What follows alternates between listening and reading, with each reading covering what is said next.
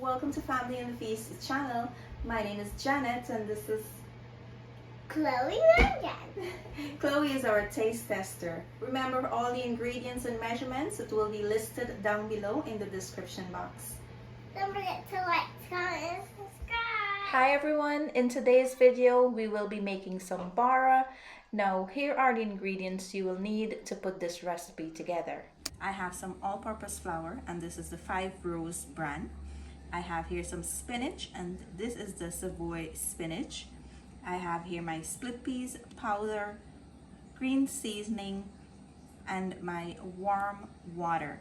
Over here for dry ingredients, I have some turmeric, salt, Geera, also known as cumin. This is from the Indo-West Indian brand. I have here some instant yeast and some baking powder. The first thing we're going to do is combine all our dry ingredients together.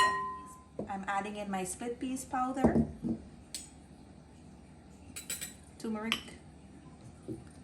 baking powder, yeast, salt, and Geera. You're gonna mix and make sure that they are all combined. And now we'll add in our green seasoning. And to that we'll add in our spinach. And I'm gonna go in with my hands and make sure that they're all combined. I'm adding in my water, and remember you'll need some warm water, not hot, but just warm.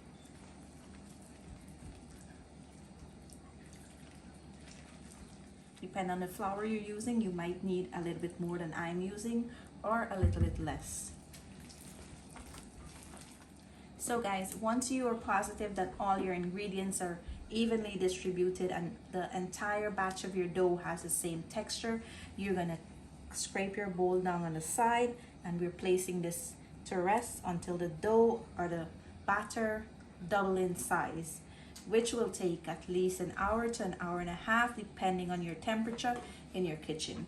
So I'll see you guys back in 1 hour to an hour and a half. So guys, my bara rised really nicely, and I'm gonna just give it a stir to take the air out. And over here I have some oil coming up to a nice hot temperature. You don't want your oil to be too hot, so you can keep your heat on medium low. And here I have a bowl with a piece of bounty paper, and you will also need some oil to dip your hands in. It helps when you're ready to put the bara to fry in the oil.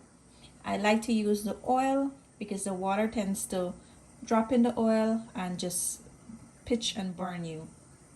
First, I like to make sure my hands are well oiled, and then I'll pick up some,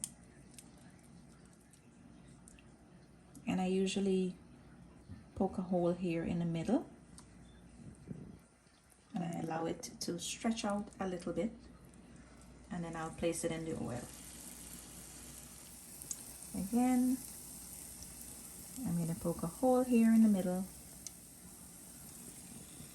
and stretch it out, and just place it in the oil. And you're going to need to flip these over as soon as they go in the oil and they rise to the top. Just flip them over.